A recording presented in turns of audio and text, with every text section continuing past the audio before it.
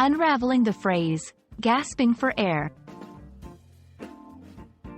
Hello, everyone. Welcome back to our channel, where we dive into the English language and unlock the secrets of its phrases and idioms.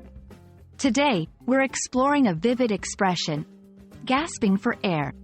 This phrase paints a picture with words, and understanding it can add depth to your conversations and comprehension. So, let's breathe life into this exploration together. Gasping for air refers to the act of breathing in sharply or with difficulty, often due to a lack of oxygen.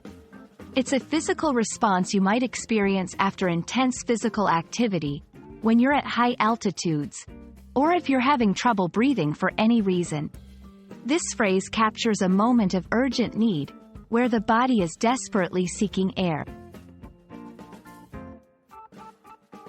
This phrase is not just limited to its literal meaning, it's also used metaphorically. In everyday language, gasping for air can describe a feeling of being overwhelmed, stressed, or desperately in need of a break or relief. For example, if someone says, "I'm gasping for air under all this work," they're expressing a deep sense of being overwhelmed and in need of respite.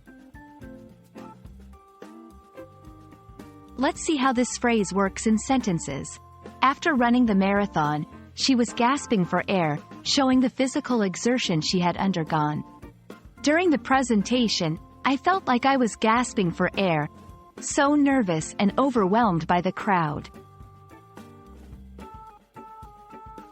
There are several related expressions that convey similar feelings or situations. Phrases like out of breath, breathless, or panting also describe the act of struggling to breathe or catch one's breath, each with its own nuances and contexts of use. Understanding the phrase, gasping for air, enriches your English vocabulary and enables you to express situations of urgency, desperation, or intense need more vividly. Whether you're describing a physical state or a metaphorical feeling of being overwhelmed, this phrase can breathe new life into your communication. We hope you found this explanation helpful and that you're now a little more at ease with the English language. Keep practicing, and see you in our next video.